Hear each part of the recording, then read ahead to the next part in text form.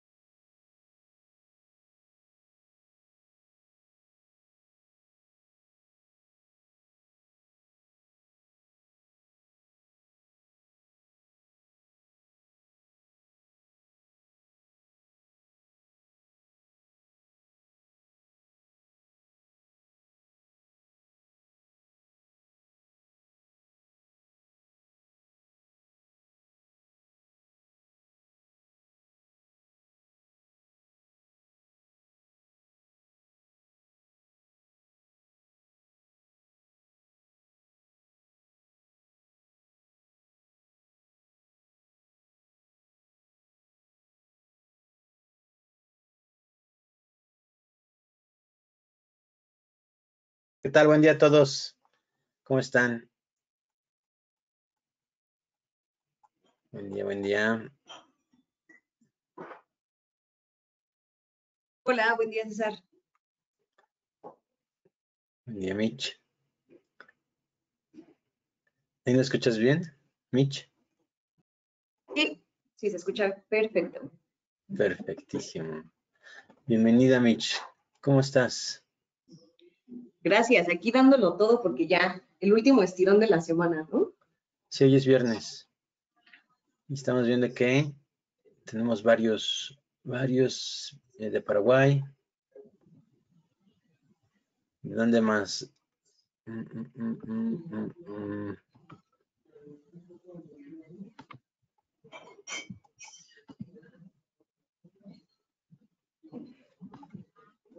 De Guatemala. ¿Qué tal, Pablo? Buen día.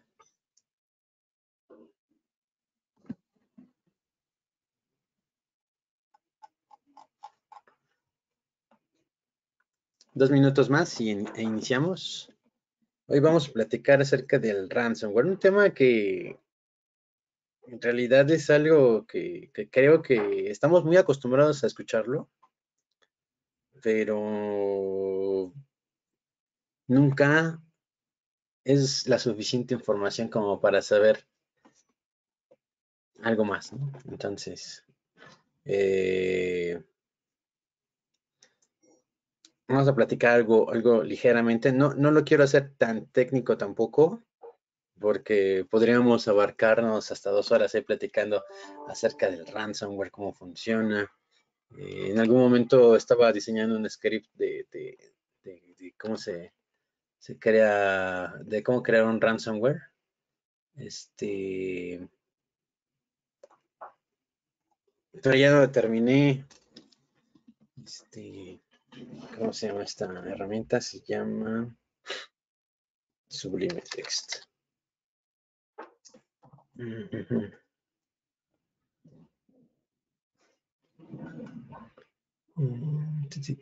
Digo, y la idea tampoco es tomar clases de ransomware, ¿verdad?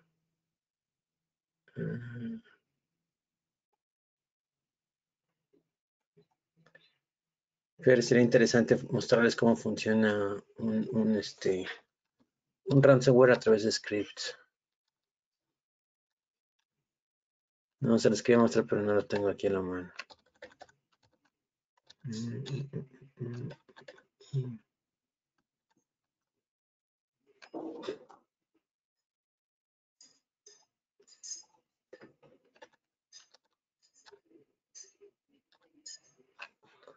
no lo tengo en la mano. De modo, se perdió en el ransomware. Listo. Pues empecemos. Ya son 5 minutos. ¿Qué tal? Buen día a todos. Mi nombre es César Vega, ingeniero de preventa por parte de Licencias Online. El día de hoy vamos a estar platicando acerca de desentrañando el ransomware remoto, comprendiendo las amenazas y protegiendo los activos digitales. Un activo digital, recuerden, es nuestra información, nuestro dato, lo que tiene valor para nosotros o más bien para la organización, ¿no? Entonces, el activo digital va a ser parte de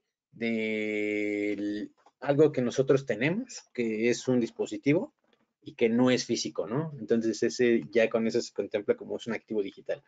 Entonces, si está en software y lo podemos visualizar como una red social, como algo intangible, software más que nada, pues ya es un activo digital.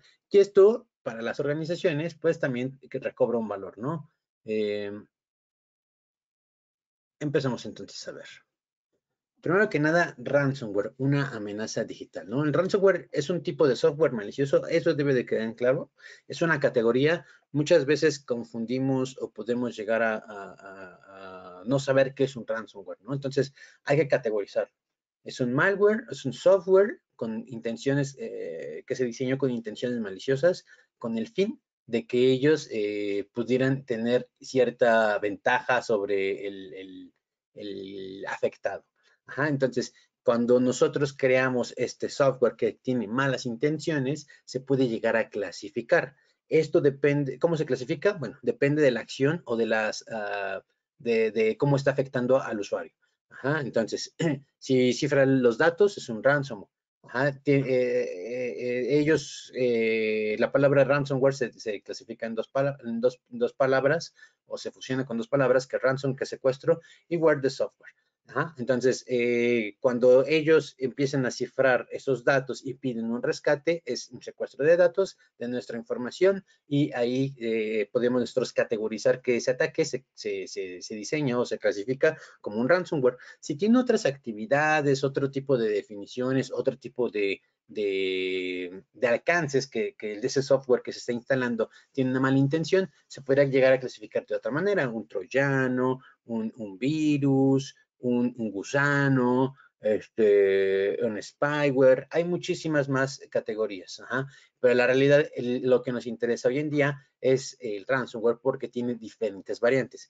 Hace algunos años, 2015, 2015 para abajo, el ransomware no tenía tanto auge, ¿ah? Y habían muchos términos que en la parte de ciberseguridad no existían, no estaban definidos. Ajá, entonces se tenía un sesgo un tanto nublado, vamos a decirle así, o no se le daba tanta importancia, a pesar de que se conocían ya que hacia dónde se podía crecer esto, pero no tomaba tanta relevancia o tanto impulso como hoy en día tenemos este tipo de alcances con las herramientas de XDR y etcétera, etcétera, CDRs que manejamos en diferentes dispositivos, porque pues los ataques comunes eran, me llegó un ataque de spam, ajá, me llegó un virus, es que metí la USB y me creó accesos directos.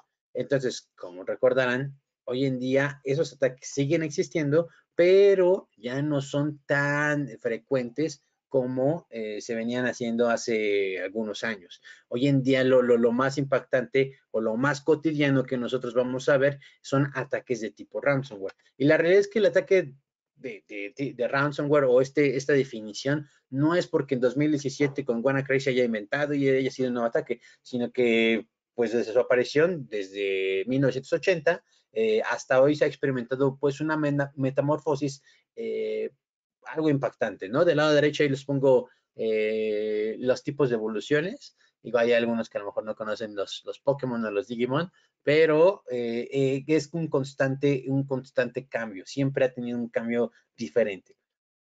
Entonces, en sus inicios, el ransomware pues, se propagaba principalmente a través de correos electrónicos, pero con el tiempo pues, se adoptó diferentes técnicas un poco más sofisticadas que pues fueron cambiando o evolucionando su ataque. El primer caso documentado de ransomware que se tiene en la historia es se fue creado en 1980 precisamente y fue denominado como PC Cyber o ADS Trojan. Ajá. Fue creado por Joseph Pope, un biólogo estadounidense. Entonces, el ransomware se distribuyó de forma de disquete durante una conferencia con el fin de que ellos tuvieran esa información. Hagan de cuenta, nosotros vamos a una conferencia y nos empiezan a distribuir discos.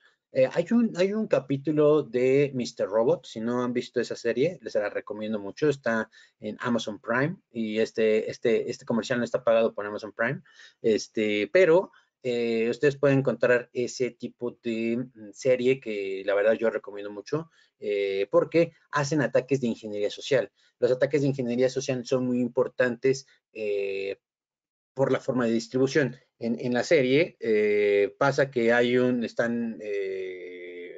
rapero, un chico, está improvisando ahí en las calles y está diciéndoles que escuchen su disco.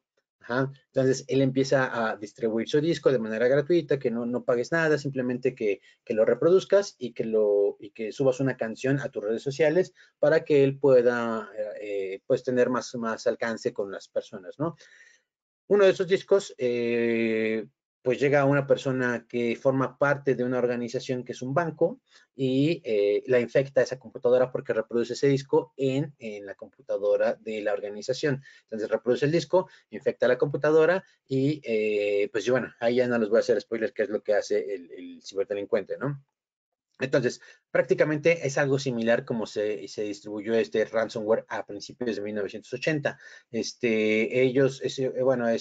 Joseph fue a una conferencia en 1989 y empezó a distribuir estos disquetes porque hace muchísimos años, yo recuerdo cuando estaba en la preparatoria, no, en la secundaria, utilizamos estos disquetes de 3,5 creo que eran, para guardar nuestros datos. Yo los guardaba mis archivos y luego se borraban, sí, porque ya no servía el disquete, ¿no? Entonces era nuestra USB en ese momento y de esa manera pues se distribuían la información. Entonces lo que hacía Joseph era precisamente distribuir información importante en una conferencia que iba relacionado a eso y les ponía las etiquetas de información del AIDS, ¿no? Del SIDA que en ese momento se tenía en la conferencia de salud mundial. Entonces, cuando los invitados abrían el disquete y reproducían la información, más bien querían abrir la información del disquete, pues se encontraban con que tenían su primer secuestro de información. Ajá. Lo que hacían ellos es que, bueno, lo que pasó, la documentación dice que las computadoras afectadas se reiniciaban 90 veces, se intentaba abrir el documento, se abría un documento X y cuando se reiniciaban 90 veces, después de 90 veces, se programaba y se cifraban los nombres de los archivos que solicitaban los usuarios o que ellos tenían ahí almacenados con el fin de que ellos pagaran. Entonces, prácticamente como hoy en día funciona un ransomware, ¿no? Nada más que tenía un tiempo de programación estimado que eran 90 veces reiniciar la computadora y después de la 90 ya empezaban a cifrarse todos los documentos y mandaba un correo de dirección postal a Panamá para recuperar los datos, o sea, cómo funciona ya en ransomware, pásame tantos dólares para que tú puedas recuperar esos archivos. Nada más que en 1989, pues obviamente no habían los backups, no habían los antivirus, habían las vacunas, bueno, entonces, pues era algo diferente en ese momento, ¿no? Entonces, aunque este fue uno de los primeros casos en términos de ransomware que se haya popularizado más adelante, pues el término todavía no se definía en ese momento. Entonces, desde esas fechas, pues ha habido una gran evolución significativa en cuestión de tácticas y alcances, pues ahora convirtiéndose en una amenaza digital que es un top 1 y que ha afectado en diferentes tipos de organizaciones, ¿no? Entonces, información que cura, ransomware fue uno de los primeros malware que se crearon hace muchísimos, muchísimos años, ¿no? En la actualidad tenemos ya diferentes clasificaciones. tipos actuales que tenemos. Entonces, las variedades del ransomware actual pues son totalmente diferentes, ¿no? No todos los ransomware son iguales. Y hay que entender que la diferencia clave para tener una prevención es saber qué es lo que hace, ¿no? Desde CryptoLocker hasta WannaCry, cada variante tiene sus propias técnicas y diferentes objetivos que pues al final de cuentas ellos tienen la misma intención, ¿no? Cifrar y tener una recompensa para que puedan liberar nuestros datos. Algunos pues cifran archivos, otros amenazan con publicar nuestros datos. Veas el ejemplo de CryptoLocker, por ejemplo. Su método de ataque se propaga principalmente a través de correos electrónicos de phishing y sitios web maliciosos, y sus características pueden llegar a utilizar cifrado asimétrico para bloquear los que son archivos y exige un rescate en criptomonedas. Ajá. Ellos más o menos surgieron en 2013 y tuvo un impacto significativo. Aquí puse los que tienen más, han usado un poquito más, ¿no? El segundo, pues WannaCry, que su método de ataque es explotar una vulnerabilidad a través del protocolo SMB en sistemas Windows no parcheados. Eso lo vimos ahí con muchas organizaciones que ya había salido la vulnerabilidad, la actualización en Windows, y muchas organizaciones no habían parchado esa vulnerabilidad. Ajá, y posteriormente todavía seguían creciendo WannaCry. Tuvo muchísimo impacto WannaCry porque tenemos la mala costumbre de no actualizar nuestros sistemas. Ajá, entonces, explotar la vulnerabilidad de un protocolo de SMB que es en Windows y no está parchado, pues hizo un crecimiento y movimientos laterales increíbles. Ajá. Sus características pues van desde cifrar archivos y exige rescates en Bitcoin. Ajá. Ellos surgieron más o menos en 2017, bueno, sí fueron en 2017, y afectó a todas las organizaciones de todo el mundo. Fue una propagación como el COVID, ¿no? Por no protegerse, en este caso por no actualizar su sistema operativo, fueron infectados. De hecho, hace una semana, los segundos jueves de cada mes, o el primer jueves de cada, martes de cada mes, Windows saca sus actualizaciones. Si no tienen sus actualizaciones, yo les recomiendo que reinicien la máquina, porque sacaron un parche para algunos días ceros que habían o que existían en el sistema. Entonces, no sea que les vaya a pasar lo mismo que hace en 2017, ¿no? Otro método de ataque es el Loki, que su metodología de ataque se distribuye a través de correos electrónicos de spam que contienen documentos de Microsoft Word maliciosos. Ajá, o los macros, ¿no? Sus características suelen utilizar cifrados simétricos, que es un AES, para bloquear archivos y solicitar rescates en Bitcoin. El cifrado AES es uno de los cifrados un poco más fuertes, depende de la longitud de la llave, pero también lo utiliza, por ejemplo, si quieren cifrar su laptop, su computadora Windows, BitLocker utiliza el cifrado AES para que más o menos se den cuenta de que pues sí es un poco fuerte este cifrado, ¿no? Ellos salieron o surgieron en 2016 y han tenido diferentes variantes en el mundo, ¿no? Entonces, Loki ha estado sonando muchísimo, ha estado con bastante frecuencia porque ha tenido diferentes variantes, ¿no? Entonces, su metodología es utilizar macros para hacer la propagación. Otro es Ryuk, que también, también fue sonado. Su metodología de ataque fue dirigido a organizaciones grandes y se propaga a través de campañas de phishing. Otra vez phishing, ¿no? Sabemos que los ataques de phishing son algo seguro para muchas organizaciones, muchas organizaciones delictivas, porque los usuarios no están concientizados en detectar este tipo de campañas.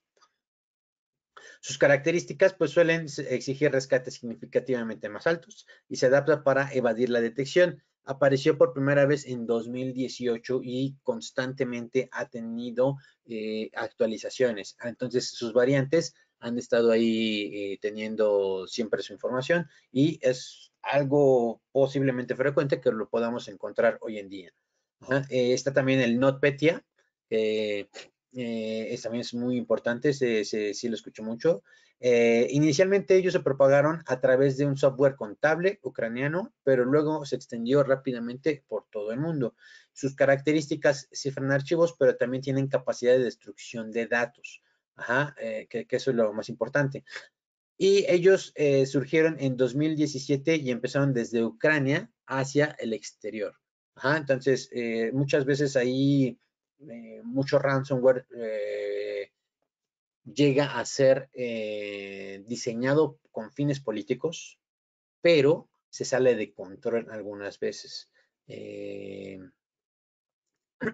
Hubo un malware, no recuerdo cómo se llama, que precisamente tenía fines políticos para un país medieval, un país de Oriente Medio, y se propagó, se salió fuera de control, no sé, iba dirigido hacia una organización, pero la mala práctica hizo que se propagara a otras organizaciones institucionales de otros países y tuvo ahí un fuerte impacto, ¿no?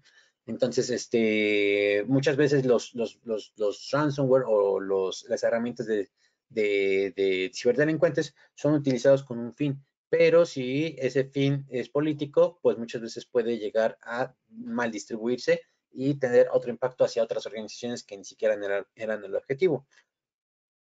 Y por último también está el Maze, que utiliza ataques dirigidos y se ha asociado con filtraciones de datos. Ajá. Ellos cifran archivos y amenazan con publicar los datos robados si no se paga el rescate. O sea, es decir, el Maze Runner te dice, ok, ya tengo tus datos, pero si no me pagas, los voy a hacer públicos. Ajá, porque ya vi que tienes tus backups, pero como tu clasificación de la información te dice que estos documentos es confidencial, pues tus archivos se van a volver públicos y yo voy a quitar ese tipo de confidencialidad. Entonces, una vez que no tengas el sitio confidencial, o más bien los activos confidenciales, pues cualquiera va a poder saberlo, ¿no? Ahí tenemos ahí varios como Data Wikileaks, que digo, no tiene nada que ver con Maze Runner con el Maze ransomware, pero hacen ese tipo de información, ¿no? Sacan información que es confidencial, que no debe ser tan pública, y la hacen pública. Ajá. Entonces, ya cualquiera puede tenerlas y cuentas, bancos, nombres, tarjetas, se pueden saber a través de Maze. Entonces, se dio o surgió más o menos en 2019 y se ha utilizado o se ha dirigido a varias industrias y fue uno de los que cambió las reglas, ¿no? Porque ahí hubo diferentes variantes. Ya hoy en día, pues existen ahora sí que ransomware de diferentes tipos, ¿no? Entonces, el ransomware remoto se produce cuando utilizamos nosotros nuestro endpoint comprometido para cifrar datos a otros dispositivos que pueden ser dentro de la misma red. Ajá. Es una amenaza importante y pues Microsoft informa que alrededor más del 60% de los ataques de ransomware operados por los humanos ahora implican cifrado remoto malicioso. Los atacantes pueden llegar a cifrar directamente los dispositivos si ellos pueden y pueden tener una seguridad alta para los endpoints y esto significa que muchas veces las máquinas están bien protegidas para empezar a hacer la implementación del ransomware. Entonces, se debe tomar muchas cosas en cuenta para hacer la protección de lo que es un ataque en ransomware, como pueden ser el uso de un buen endpoint, como también el uso de buenos privilegios que se tengan en las computadoras. Ajá. Entonces, si se encuentran una manera de comprometer un dispositivo de red, pueden ellos usar un ransomware remoto para poder cifrar otros dispositivos de la misma red, incluso si están ejecutando la protección de los endpoints de última generación, con el fin de afectar a otras organizaciones, ¿no? Entonces, por ejemplo, en lo que estamos viendo aquí en la diapositiva, es que tenemos varios dispositivos conectados en una red y hay un punto débil. Ajá. Si ese punto débil del dispositivo que se muestra del lado izquierdo, que en este caso es el rojito que estamos marcando, pues puede llegar a ser vulnerado, ¿no? Entonces, supongamos que no tiene algún tipo de agente de protección. Lo que hacen es que los adversarios, active adversary o los adversarios activos, comienzan a comprometer el dispositivo que normalmente tiene un alto rango en cuestión de que no tenga estos privilegios administrados o de que se trate de un dispositivo que no esté bien protegido, ¿no?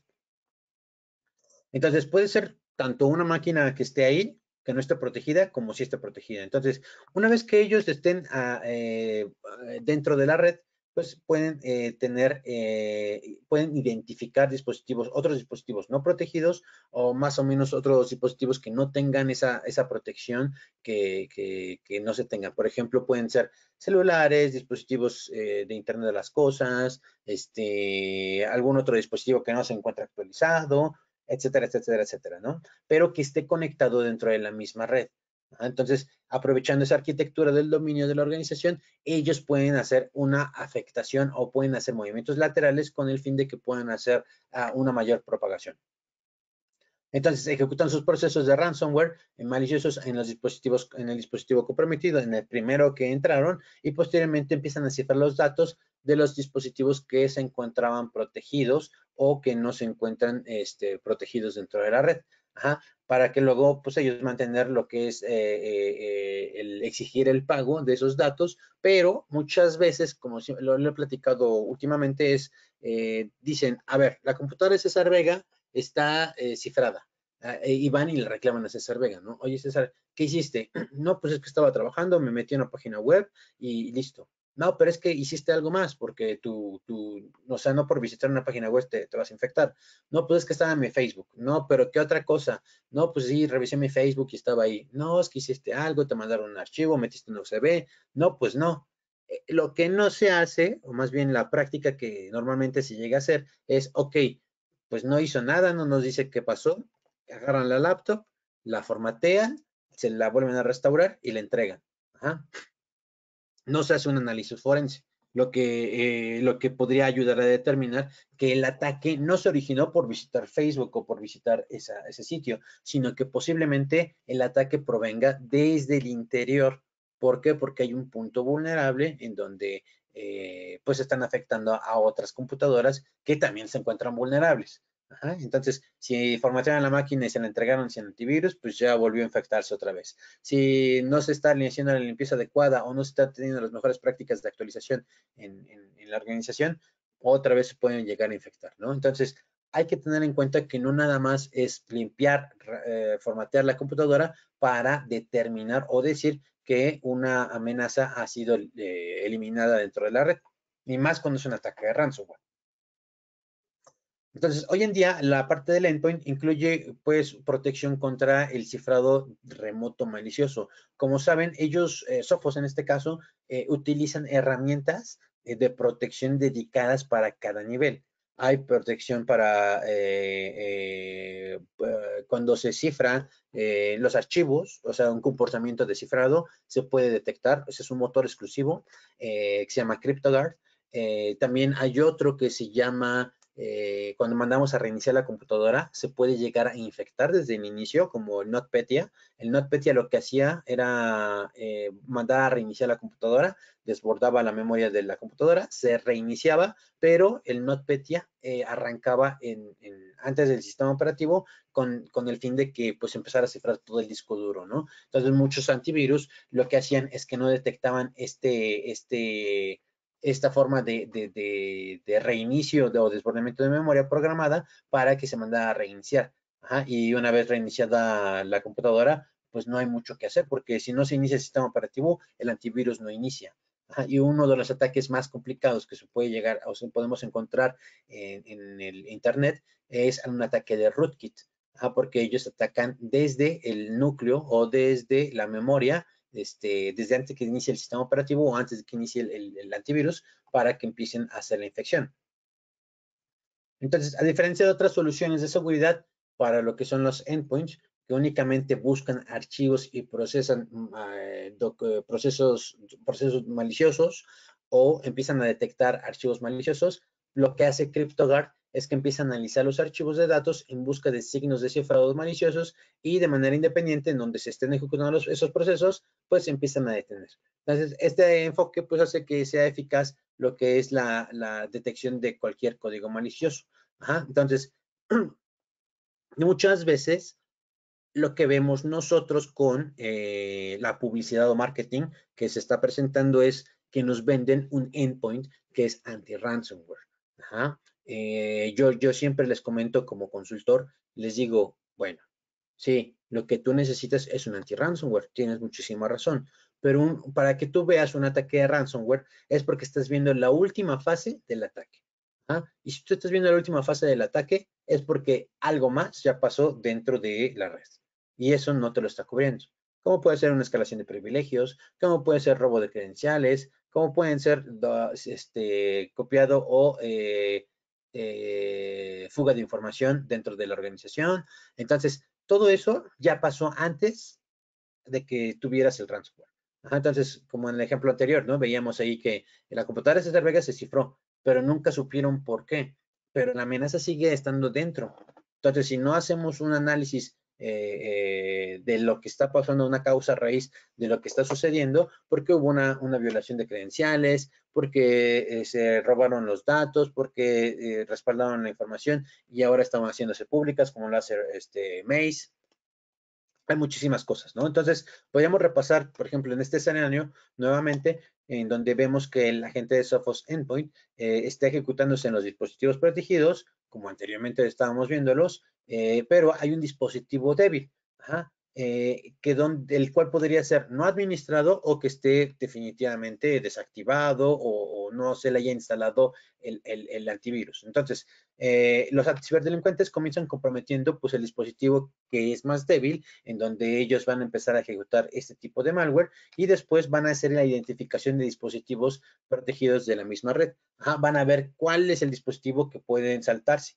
Una vez que ellos intentan ejecutar sus procesos de ransomware al dispositivo que se encuentra comprometido o hacer un movimiento lateral a las demás computadoras, pues el agente de Sophos ahí empieza a ejecutar lo que es la detección, el motor de detección que se llama CryptoGuard.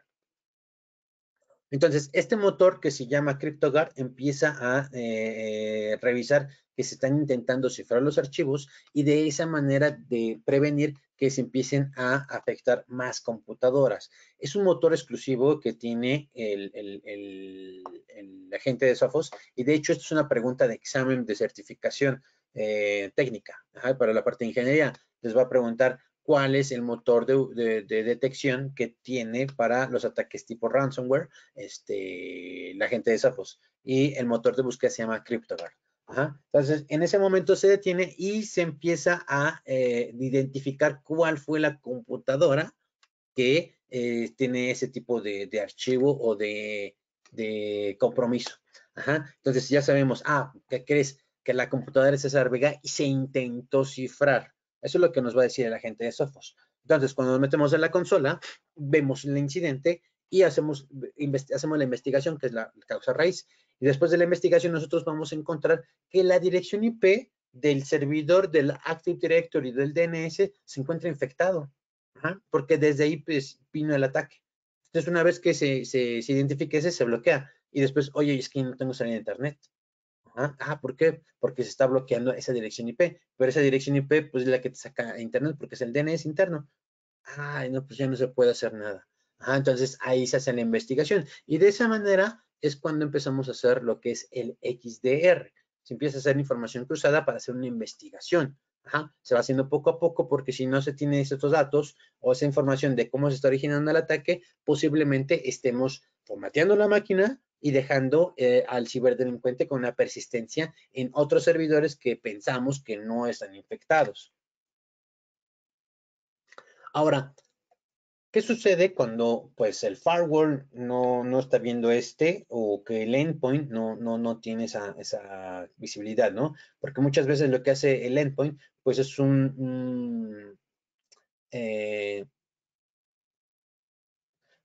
es un punto que puede ser vulnerable en un ataque remoto de ransomware. Entonces, la idea de implementar lo que es el endpoint y proporcionar una protección sólida en cuestión de ransomware para que nosotros tengamos este frente, no nada más tengamos una sola fuente de ransomware, ¿no? De anti-ransomware, sino que tengamos diferentes variantes de detección de que, bueno, uno intentó hacer un ataque de vulnerabilidades o una explotación de vulnerabilidades, la paramos.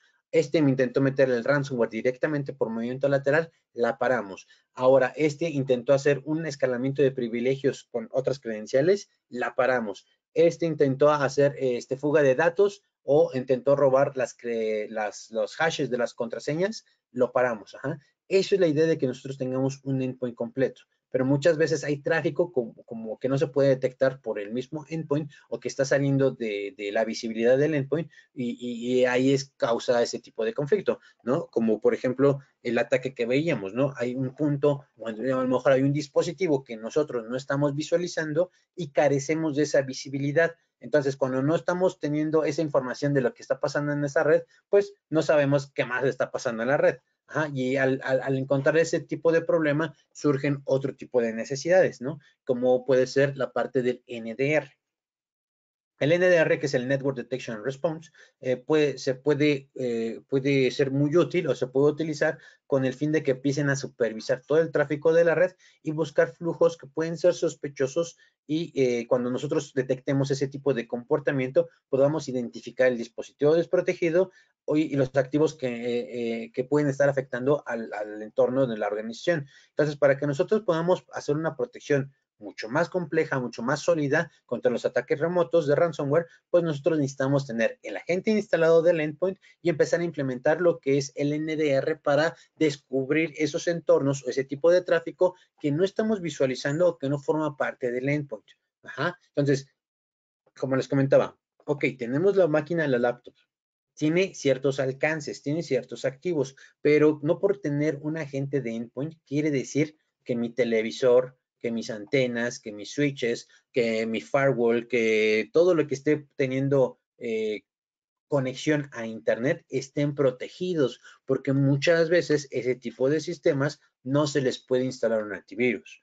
Entonces, oye, César, necesito una cotización para que me vendas una licencia de antivirus para mi televisión. No, pues no tenemos eso. Ajá, a lo mejor por las capacidades más que nada del mismo televisor. El televisor tiene otro tipo de alcance. Entonces, ¿qué podemos hacer nosotros? Empezar a implementar este tipo de servicio de NDR, más bien este producto de NDR, con el fin de que podamos revisar todo ese tipo de tráfico que no está siendo parte dentro de la red. Estaba viendo aquí una pregunta. Hola, buenos días. ¿Sophos NDR ya viene incluido en todas las licencias de Sophos para Endpoint o no? Gracias. El NDR viene ahorita de manera gratuita, los pueden descargar. Viene para que ustedes puedan hacer las pruebas. Sin temas en Sophos Central lo pueden hacer. Y me parece que no tiene costo de licencia. Ajá. Les investigo bien. No tengo bien claro si tienen alguna licencia extra, pero hasta donde yo sé no cuenta con una licencia extra. Viene para descargarse en la parte de Sophos Central y lo pueden utilizar sin ningún problema. Y me parece que viene gratuito en la parte de cuando tienen la licencia de XDR. Ajá. Entonces, el NDR va a funcionar muchísimo, muchísimo, muchísimo si nosotros empezamos a protegerlo y empezamos a implementarlo más que nada para hacer la protección. El cifrado remoto, o más bien, ¿qué es el cifrado remoto? Bueno, en muchas Amigo, te redes... interrumpo tantito. Adelante. Tenemos otra pregunta sobre NDR. ¿Cómo es la implementación y despliegue de Sophos NDR? El NDR es un dispositivo virtual que se mete dentro de la red, donde se le mete todo el tráfico de un puerto espejo, vamos a decirle, todo el tráfico que es ajeno al endpoint. Esto va por capas, ¿no? Modelo OSI. Modelo OSI maneja las 7 capas, bueno, 8, si quieren meter al usuario, pero el 8 no lo podemos visualizar. Entonces son 7 capas y la última, que es la de aplicación, es donde trabaja el endpoint. Ajá, es la única donde ellos pueden verlo y ahí ven todos los paquetes. Pero el resto de las demás capas, muchas veces, como por ejemplo sesiones FTP o sesiones SSH o sesiones que pueden ir a través de la red y que no impliquen llegar hasta la capa 7, muchas veces el endpoint no puede estar visualizando ese tipo de tráfico. Entonces, lo que necesitamos es absorber todo ese tipo de tráfico de red, que normalmente va en un switch, y empezar a redireccionarlo para empezar a visualizar todo el tráfico y ellos darle estructura de lo que está pasando dentro de la red, con el fin de que podamos tener ese tipo de comportamiento de tráfico de red que estamos teniendo, ¿vale? Entonces, el ransomware remoto es muchas redes u organizaciones que tienen diferentes o varios endpoints y servidores en un punto final, en un punto único, pues puede llegar a beneficiar lo que son ciertas arquitecturas para empezar a hacer las operaciones de TI. Entonces, esto significa que algunos adversarios o adversarios activos que llegan a utilizar una cuenta de administrador puedan estar infectando las máquinas de dominio. Es decir, que si nosotros tenemos una arquitectura compleja, pero tenemos un robo de credenciales, muchas veces podemos ser vulnerados por ese tipo de administrador. Ajá. Entonces, el administrador, al ver que pues puede entrar a cualquier parte y tenemos segmentación de red, pero el administrador, como es el administrador, puede empezar a hacer movimientos hacia donde él quiera porque lo necesita hacer y metió su contraseña en una página de Netflix que no debió de haber metido. Bueno, el administrador no va a meter su contraseña de Netflix ahí, ¿verdad? Pero pudo haber sido víctima de un ataque de phishing, nunca se dio cuenta. El ciberdelincuente puede hacer ese movimiento hacia cualquier punto porque tiene los permisos necesarios. Entonces, el endpoint, un endpoint desprotegido puede llegar a exponer a una organización de un ataque remoto de ransomware de manera muy sencilla. Una terminal desprotegida puede ejecutar ransomware que cifra datos de forma remota a otros dispositivos de la red sin ni siquiera que nosotros sepamos que existe una amenaza interna. Incluso si están ejecutando alguna solución de seguridad de endpoint de última generación, muchas veces no los detecta. Porque vuelvo a lo mismo de hace ratito. Hay campañas de marketing que les dicen, esta es una detección de anti-ransomware. Una vez vi un anti-ransomware que lo que hacía era, y ese sí era anti-ransomware nada más, detectaba que la máquina se cifraba, terminaba de cifrar el dispositivo y regresaba el snapshot. Entonces todos se quedaban, wow, ¿no? Super tecnología, ¿cómo puedes restaurar los archivos en tiempo real? O sea, yo vi que el ataque surgió, se cifró todo, pero después lo regresaste al estado original, ¿no? Un aplauso. Pero hasta ahí, o sea, nunca detectó cómo se hizo o cómo fue el ataque. Si hubo una fuga de credenciales, si hubo una escalación de privilegios, si hubo un ataque de una explotación de vulnerabilidad. O sea, no, ya el día que yo lo vi, pues no tuvo nada de fantástico porque precisamente dije, pero ¿y lo anterior? ¿Cómo? O sea, ¿por qué no viste lo que pasó antes, no? Entonces, pues no, ese endpoint, a pesar de ser de última generación, entre comillas, pues carece de ese tipo de tecnología o de análisis de comportamiento.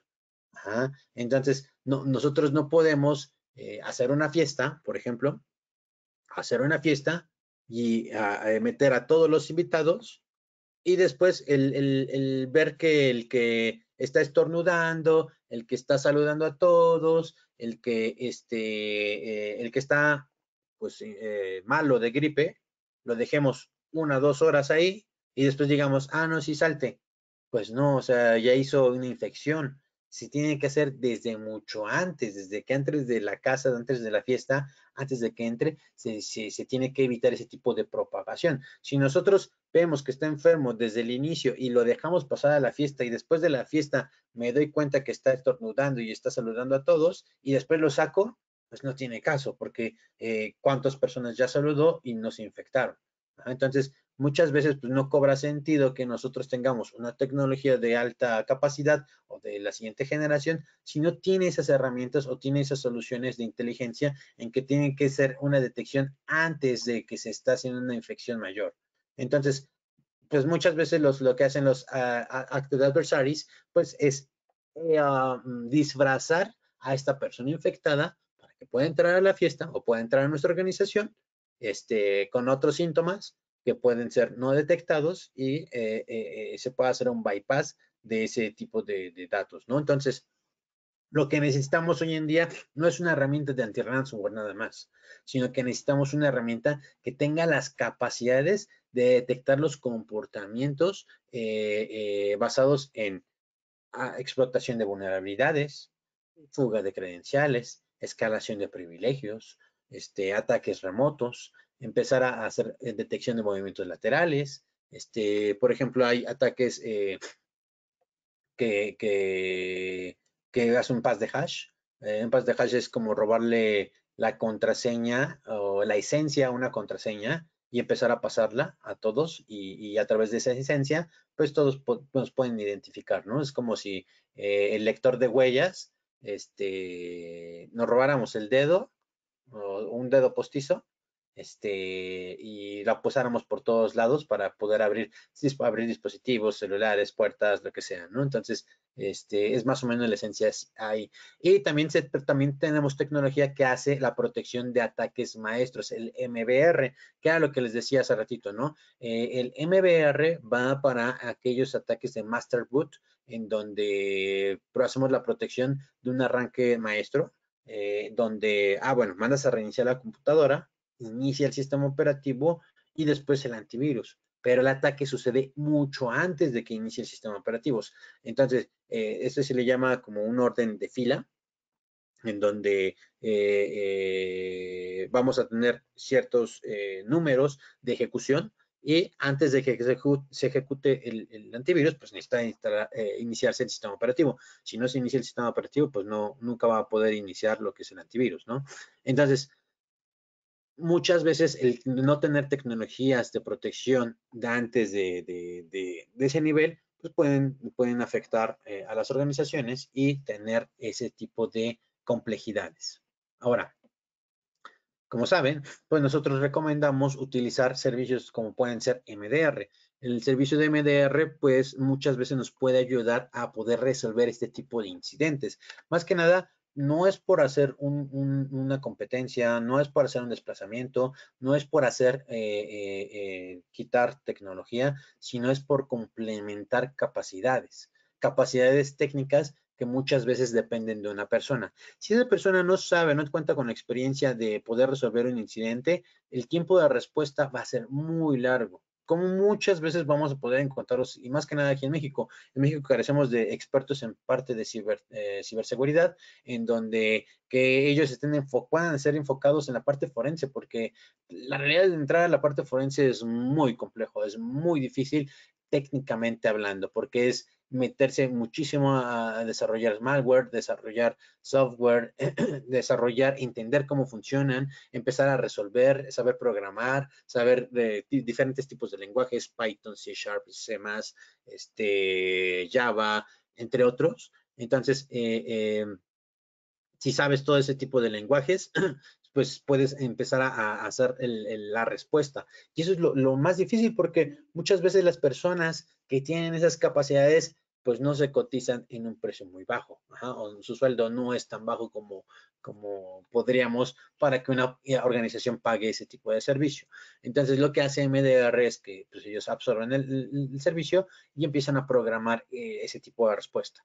Tanto que el tiempo promedio de respuesta de Sophos es de 38 minutos aproximadamente. El tiempo 1 lo detectan, 25 hacen la investigación y después de 12 minutos hacen la remediación, que es una respuesta muy, muy rápida en cuestión de cualquier tipo de servicio que podríamos encontrar. Ahora, recuerden, la arquitectura de MDR no busca sustituir toda la infraestructura del cliente para que cambien a Sophos, sino que son adaptativos. El fin es que ellos puedan tener este tipo de servicio con las tecnologías que tienen implementadas. Muchas veces llegan a pasar en donde, oye, es que mi cliente tiene el endpoint, pero lo acaba de renovar hace un mes. Entonces, y renovó por 3 años. Y tiene Trend Micro, o tiene SentinelOne, o tiene Microsoft, o CrowdStrike. Pues ya no puede entrar.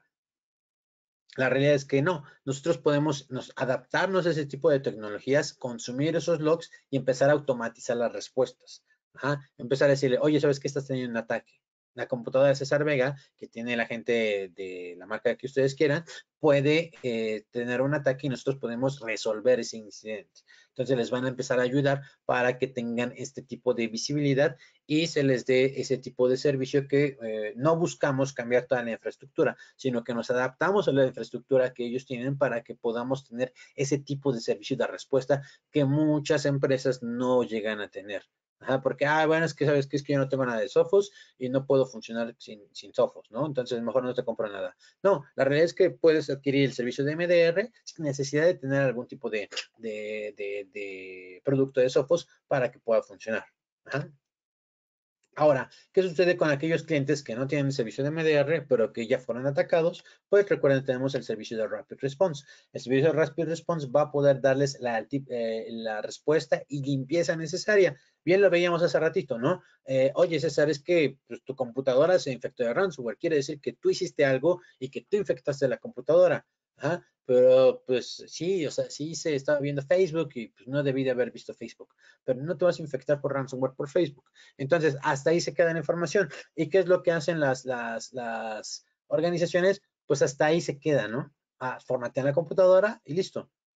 Y eso fue su respuesta. Y la realidad es que no. Rapid Response ahí surge para hacer ese tipo de remediación, ese tipo de limpieza y hacer una investigación hacia toda nuestra red para descubrir cuál es la amenaza y garantizar que no existe un C2, se le llama un Command and Control, un servidor que esté teniendo la persistencia dentro de la red y que posteriormente volvamos a tener un ataque. Porque así es como funcionan muchas veces los ciberdelincuentes. Dejan un punto que nunca ha sido detectado, lo dejan apagado ahí y de nuevo empiezan a hacer el cifrado. De hecho, hubo una noticia donde una empresa pagó por rescate y a la semana volvieron a infectarlos de ransomware porque pues, la computadora tenía esas capacidades de volver a cifrar porque tenía persistencia. Otro producto que nosotros podemos recomendar precisamente para evitar es el módulo de concientización, que es el de PhishThread, generación de campañas de phishing, con el fin de que podemos educar a nuestros usuarios y empezarles a darles ese tipo de retroalimentación constante. Recuerden, el cerebro es un músculo que necesitamos estar moviendo. Si nosotros no lo estamos ejecutando pruebas de phishing, y que ellos sepan de que están teniendo un ataque de phishing, el músculo pues se va desacostumbrando y cuando tengan un ataque de phishing real, pues como no está entrenado, pues vamos a ser víctimas o va a haber una mayor probabilidad de que caigamos. Entonces, la solución es una generación de campañas de phishing, que es un producto que es bastante amigable y tienen plantillas ya predefinidas para que podamos utilizarlas. Y por último, pues obviamente el agente de InterceptX con EDR. O XDR, que hoy en día tiene ese nombre, ¿no? Tenemos productos que van dirigidos desde endpoints hacia servidores y dispositivos móviles. Cada uno cuenta con 3 niveles de licencias, pero la más completa es XDR, que es la que más recomendamos nosotros. Tenemos esas capacidades de herramientas de investigación y de hacer el threat hunting con el fin de que evitemos una propagación mayor y que sepamos quién está haciendo la infección lateral, como lo veíamos en el ejemplo anterior. Veíamos que la computadora de César Vega se infectaba, no sabíamos cómo se originó, pero sabíamos que la computadora de César Vega fue un ataque de ransomware. Cuando nosotros tenemos un agente que nos pueda dar una causa raíz, podemos saber cuál es la dirección IP origen para empezar a hacer la limpieza de ese dispositivo. Si tenemos las capacidades técnicas o las manos de los ingenieros para empezar a resolver ese tipo de incidente, pues no tendríamos que ni siquiera que contemplar otro tipo de servicio, ¿no? Pero en este caso, la mayoría de las organizaciones no se tienen el personal suficiente para hacer la respuesta de ese tipo de incidentes o de ataques de ransomware, y muchas veces se pueden llegar a complicar porque pueden llegar teniendo la amenaza en la red y infectar toda la red o tener la persistencia en la red hasta que se den cuenta de que es el dispositivo que se tiene infectado. El ecosistema de ciberseguridad adaptativa es todos los productos que tenemos, no dependen de uno solo, cada uno tiene inteligencia artificial y tiene con el fin de que nosotros podamos tener esas capacidades de adaptarnos a lo que tiene el cliente y darles respuesta tanto para la parte de los endpoints, parte de redes en la nube, como la parte de email security, ¿no? La parte de correos electrónicos. Tenemos la parte de servicios, recuerden, y todo es gestionado a través de una sola consola. Hay productos que llegan a cobrar la consola de administración para que ustedes puedan funcionar. En este caso, Sophos no tienen un costo adicional en la consola, simplemente comprando una licencia ya tienen ingreso o derecho para utilizar lo que es la consola centralizada para que puedan gestionar todos los productos que estamos viendo ahí, ¿vale? Y tienen alguna duda, algún comentario, alguna queja, algo en los que lo podamos ayudar, les dejo nuestros correos electrónicos para que ustedes puedan comunicarse con nosotros, ¿vale?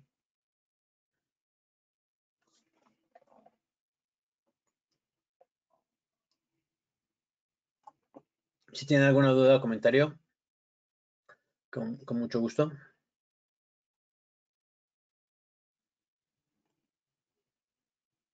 Muchas gracias, José.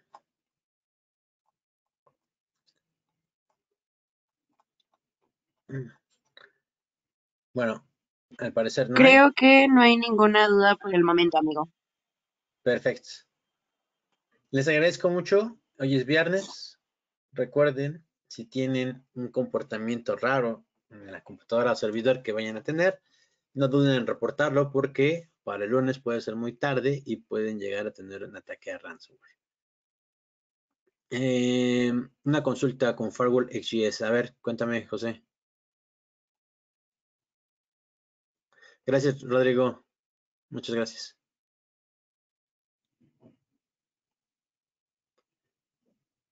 Los XGS no hacen un escaneo de vulnerabilidades. ¿Lo quieres? ¿Para qué quieres utilizar? ¿O qué vas a hacer más bien? ¿Quieres permitir un escaneo de vulnerabilidades? ¿O quieres que un producto de Sophos haga un análisis de vulnerabilidades?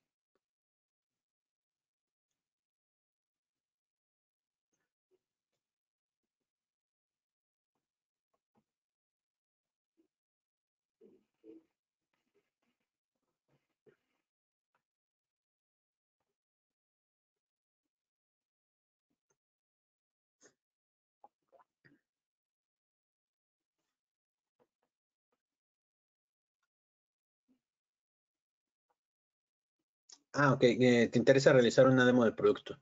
Pues la XD es Extreme, la licencia de los XGS es la Extreme. Yo te recomendaría esa porque incluye sandboxing y puedes solicitar la NFR de Extreme. Si tienes ahí un equipo físico, pues lo puedes utilizar ahí. Y también hay equipos virtuales, que los equipos virtuales son los que se meten en VMware, etcétera, etcétera, etcétera. Y ahí podrías utilizar también la Extreme. Te digo, te recomiendo mucho el Extreme porque ellos te mandan un reporte como el endpoint del por qué ese producto, esa software que se está intentando ingresar a la red, esté infectado y te hacen un análisis dinámico y un análisis estático a través de inteligencia artificial y te dan el reporte diciéndote por qué se está clasificando como malicioso. Entonces, te recomiendo la Extreme. No, ¿por qué, José? Les agradezco mucho. Recuerden, es viernes. Pasen un excelente fin de semana. Te agradezco mucho, Sam, mucho, Mitch. Gracias. Y aquí tienen nuestros contactos para cualquier cosa. Que pasen excelente tarde y feliz fin de semana. Gracias, César. Gracias a todos. Que estén muy bien y gracias por Gracias, acompañarnos. Cesarito.